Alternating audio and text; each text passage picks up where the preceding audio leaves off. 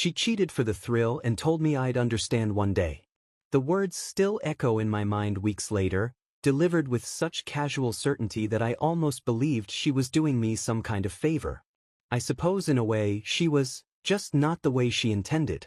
I discovered Sophia's affair on a Tuesday evening when I came home early from my job as a renewable energy systems engineer.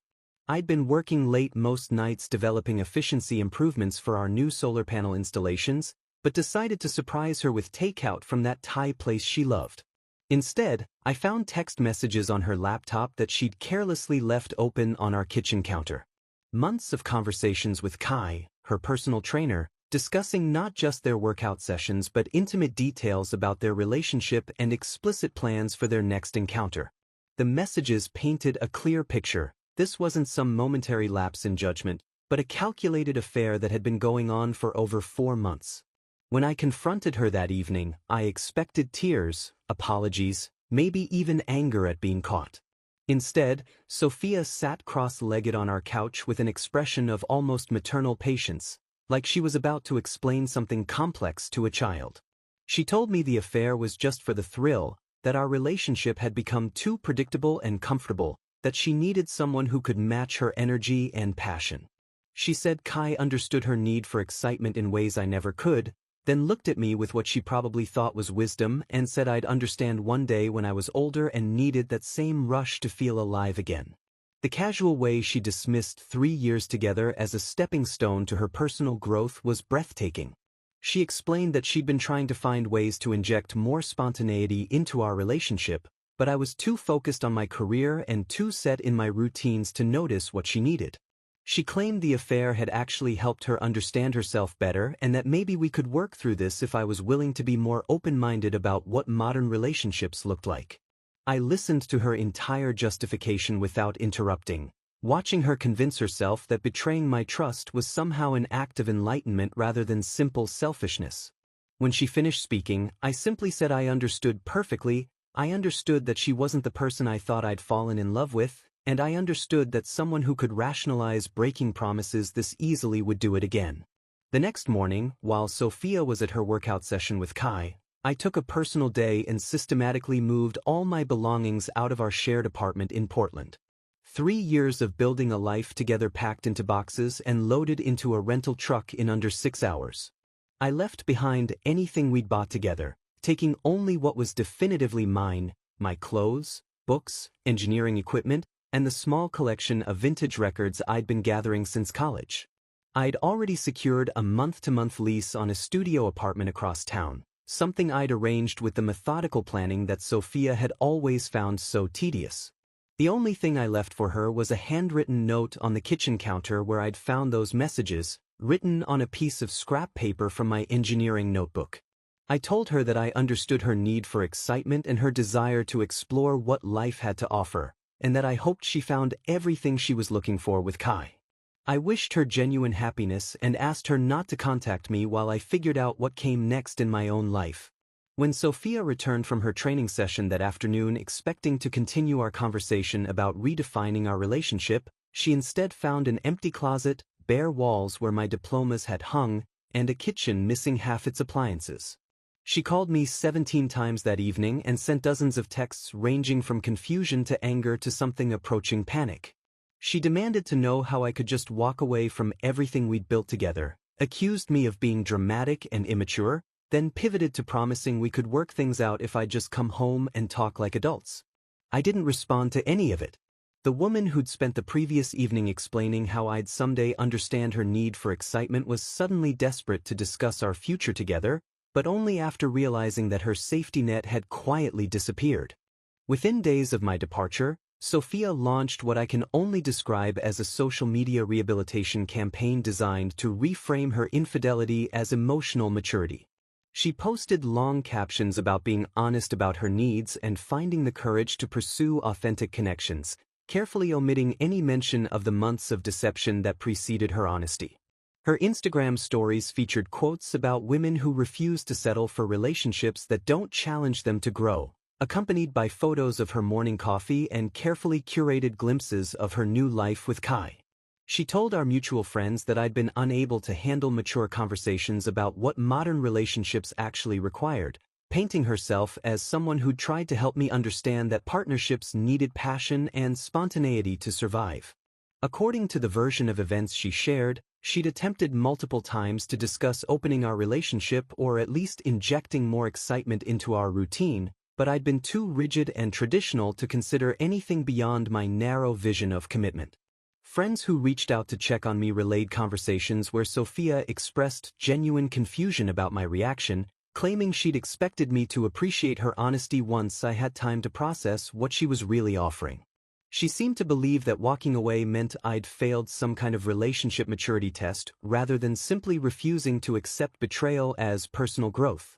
The most surreal part was watching her move Kai fully into our old apartment within 2 weeks, posting photos of their morning workouts and spontaneous weekend adventures with captions about finally being with someone who matched her energy. Her feed became a constant stream of validation-seeking posts about authentic relationships and partners who weren't afraid of real intimacy, each one clearly designed to demonstrate how much more fulfilled she was without my predictable presence holding her back. She shared quotes about women who refuse to apologize for knowing what they want and photos of surprise date nights that Kai planned, emphasizing how refreshing it was to be with someone who understood that love required constant effort and creativity. The irony wasn't lost on me that someone who'd spent months lying was now positioning herself as an advocate for honesty in relationships, but her followers seemed to buy into the narrative of a woman who'd courageously chosen passion over comfort. Even her professional social media presence shifted to include more personal content about growth and authenticity, as if her affair had been some kind of spiritual awakening rather than a simple failure of character.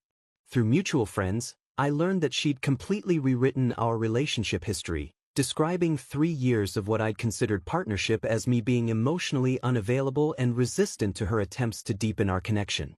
I threw myself into my work developing solar panel efficiency systems, finding genuine satisfaction in projects that produced measurable results rather than endless emotional analysis. The promotion I'd been working toward for months finally came through, putting me in charge of a team developing next-generation photovoltaic technology for residential installations across the Pacific Northwest. My days were filled with technical challenges that actually had solutions, a refreshing change from trying to decode what Sophia had really meant when she said things were fine while apparently planning her next encounter with Kai. 3 weeks after moving into my new studio apartment, I decided I needed a physical outlet that didn't involve brooding alone with engineering manuals, so I signed up for rock climbing classes at a local gym downtown. The instructor was Paige, a freelance graphic designer who taught climbing part-time and immediately impressed me with her methodical approach to teaching technique and safety protocols. She had this way of explaining body positioning and weight distribution that reminded me of the logical problem-solving I used in my engineering work, breaking down complex movements into understandable components. During our first conversation after class, I mentioned my job developing renewable energy systems, expecting the polite disinterest I'd grown accustomed to when discussing technical work. Instead, Paige's eyes lit up as she told me about her recent projects designing marketing materials for environmental nonprofits and her personal interest in sustainable technology applications. We ended up talking for over an hour about the intersection of design and environmental messaging, discussing how visual communication could help people understand complex energy concepts and make better decisions about home efficiency upgrades. She had this infectious curiosity about how things worked, asking detailed questions about photovoltaic cell efficiency and grid integration challenges that showed she was actually listening rather than just being polite. Our climbing sessions became the highlight of my week, not just for the physical challenge but for conversations with someone who seemed genuinely interested in both my work and her own creative projects. Paige was working on a series of infographics about renewable energy adoption that she hoped to pitch to environmental education organizations, and she asked if I'd be willing to review her technical accuracy in exchange for design feedback on some presentations I was preparing for potential clients. The collaboration felt natural and productive in a way that reminded me what partnership was supposed to look like.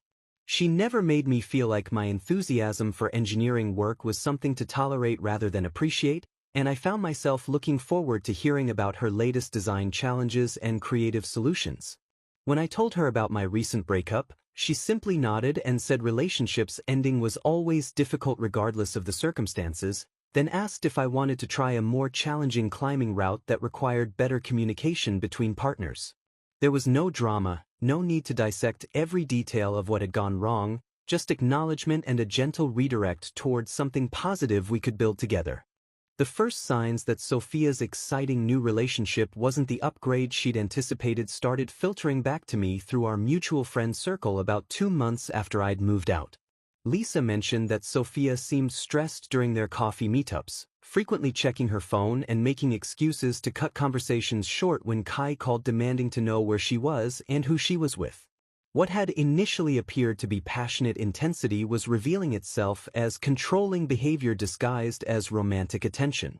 Kai had convinced Sophia to quit her marketing position, arguing that her job was preventing her from fully supporting his fitness influencer aspirations and that a real partner would prioritize their shared vision over individual career goals. He'd positioned this as an opportunity for her to become his business partner in building his personal brand, promising that success would benefit both of them while conveniently placing all financial responsibility on her savings account. The social media posts about their authentic partnership became less frequent as Sophia found herself isolated from friends who Kai deemed negative influences on their relationship dynamic. According to Mark, who'd stayed in touch with both of us, Kai had implemented rules about Sophia's social interactions, claiming that her old friends represented the limiting mindset she needed to leave behind to reach her full potential with him. The spontaneous adventures she'd posted about early in their relationship were replaced by structured routines centered entirely around Kai's training schedule and business development meetings that never seemed to produce actual income. When Sophia questioned the sustainability of their arrangement, particularly her depleted savings and mounting stress about unemployment, Kai revealed information that shattered her romanticized view of their connection.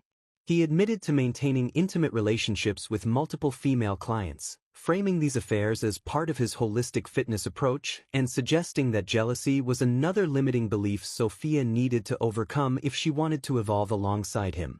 The revelation came through another woman who contacted Sophia directly, someone who'd also believed she was Kai's primary relationship until discovering his pattern of targeting women in existing partnerships and convincing them their current situations were holding them back from true fulfillment. This woman explained how Kai specifically sought out women who seemed dissatisfied with their relationships, positioning himself as the exciting alternative while systematically isolating them from their support systems and financial independence. Sophia learned that her need for thrills and excitement had been expertly manipulated by someone who saw her dissatisfaction as an opportunity rather than a genuine connection worth nurturing. The man who'd promised to match her energy and passion had been running the same script with multiple women simultaneously, collecting emotional and financial resources from each while offering nothing substantial in return. By the time Sophia recognized the manipulation, she'd burned bridges with most of her friends, depleted her savings, lost her job, and become entirely dependent on someone who'd never valued her as anything more than another conquest in his ongoing collection of vulnerable women seeking excitement. Sophia's attempts to extricate herself from Kai's web of control revealed just how thoroughly she'd dismantled her own life in pursuit of excitement and authenticity. The friends who'd initially supported her decision to leave our predictable relationship had grown tired of her constant drama and requests for emotional support, particularly after she dismissed their concerns about Kai as jealousy and small-minded thinking. Lisa told me that several people in our former social circle had stopped responding to Sophia's messages entirely, exhausted by her cycle of crisis and rationalization that never seemed to lead to actual change or accountability. The apartment lease was entirely in Kai's name, leaving Sophia with no legal recourse when he decided her questioning of their arrangement made her unsuitable as a business partner and romantic interest. She discovered that the supplement company he'd convinced her to invest her remaining savings in was nothing more than a dropshipping scheme that existed primarily to fund his lifestyle while generating minimal actual revenue. When creditors started calling about unpaid business loans Kai had secured using falsified income information, he simply disappeared, leaving behind mounting debts and a lease Sophia couldn't afford to maintain on her non-existent income. Her former employer had already filled her position and made it clear that her unprofessional exit, which had included accusations that the company culture was too conservative for someone pursuing personal growth, had eliminated any possibility of returning to her previous role. The job market for marketing professionals who'd been unemployed for several months proved more challenging than she'd anticipated, especially when potential employers discovered gaps in her resume that she struggled to explain without revealing the chaos of her personal life. Her social media presence, which had once showcased her exciting new relationship and personal transformation, became increasingly desperate as she posted motivational content about resilience and learning from setbacks while clearly struggling to find stable employment or housing. The confident woman who'd lectured me about needing excitement and authenticity was now posting vague requests for job leads and housing assistance, her captions growing longer and more defensive as her follower count steadily declined. Friends who'd initially admired her courage in pursuing passion over security began viewing her posts as cautionary tales rather than inspiration, and the engagement on her content dwindled to a handful of likes from acquaintances who probably felt obligated rather than genuinely supportive. She eventually moved back in with roommates who barely tolerated her presence after previous financial issues made them wary of her reliability, sleeping on a couch in a shared living space that represented everything she'd once claimed to be evolving beyond during our relationship. While Sophia's life was unraveling, mine was taking shape in ways I'd never imagined possible during those final months of our relationship when she'd constantly criticized my lack of ambition and vision. The solar efficiency project I'd been leading gained recognition from the State Environmental Agency, resulting in a promotion to senior engineer and a substantial salary increase that put me in charge of renewable energy implementation across 3 counties. The irony wasn't lost on me that the career advancement Sophia had claimed I'd never achieve due to my limited thinking was happening exactly as I'd planned, just without her constant commentary about my professional shortcomings and need to think bigger. Paige and I had been dating seriously for 6 months when we decided to move in together, splitting all expenses equally while supporting each other's professional development in ways that felt natural rather than calculated. She'd landed several major contracts with environmental nonprofits after I'd helped her refine the technical accuracy of her renewable energy infographics, and her client list was growing rapidly as organizations recognized her ability to translate complex sustainability concepts into accessible visual content. Our apartment became a collaborative workspace where she'd critique my client presentation designs while I provided engineering consultation for her educational materials, creating a partnership that strengthened both our individual careers rather than requiring one person to sacrifice their goals for the other's success. The contrast with my previous relationship was striking in ways I hadn't fully appreciated until experiencing what mutual support actually looked like in practice. Paige celebrated my professional victories without immediately shifting the conversation to her own needs, and she never suggested that my satisfaction with steady progress indicated a lack of ambition or vision for our future together. When I received recognition from the Renewable Energy Industry Association for innovative photovoltaic system design, she insisted on framing the award certificate and displaying it prominently in our living room, genuinely proud of accomplishments she'd never diminish as predictable or insufficient. Her own career flourished with encouragement that didn't come with conditions or expectations of reciprocal sacrifice, and watching her confidence grow as she secured increasingly prestigious design contracts reminded me what healthy partnership was supposed to accomplish for both people involved. We started planning a future that included both individual professional goals and shared financial objectives, discussing everything from retirement savings to potential home ownership with the same methodical approach Sophia had once criticized as unromantic and limiting. The stability and mutual respect we'd built together felt more exciting and fulfilling than any artificial drama or manufactured spontaneity could have provided, proving that authentic partnership didn't require constant crisis or emotional manipulation to remain engaging and meaningful. A full year after I'd quietly moved out of our shared apartment, Sophia contacted me through a message that managed to be both desperate and presumptuous in ways that reminded me exactly why I'd been right to walk away without looking back. She claimed she'd learned important lessons about love and relationships during her time with Kai, framing her experience as personal growth that had prepared her to appreciate what we'd actually had together. The message included carefully worded apologies for hurting me and acknowledgement that she'd made mistakes, but the underlying tone suggested she viewed our potential reconciliation as the logical next step in her journey toward emotional maturity rather than something I might not want. She was working at a call center handling customer service complaints for an insurance company, living in a cramped apartment with roommates who clearly viewed her as a temporary inconvenience based on her previous track record of financial unreliability and interpersonal drama. When we met at a coffee shop downtown, the confident woman who'd once lectured me about needing excitement and authenticity had been replaced by someone who seemed diminished in ways that went beyond her obvious financial struggles and professional setbacks. She spent 20 minutes explaining how the situation with Kai had taught her to value stability and genuine partnership, describing insights about commitment and trust that sounded remarkably similar to principles I tried to discuss during our relationship when she dismissed them as boring and conventional.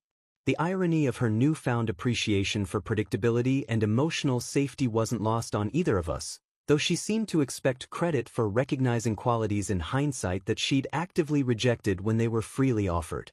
She suggested we could try again now that she understood what real partnership actually required, positioning her hard-won wisdom as something that would benefit our renewed relationship rather than acknowledging the damage her previous choices had caused.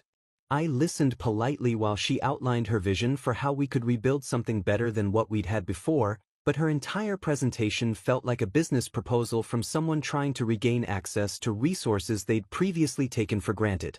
When I politely declined and explained that I was happy with Paige and had moved forward completely, Sophia's carefully rehearsed composure cracked to reveal the same entitled frustration that had characterized her reaction to my original departure.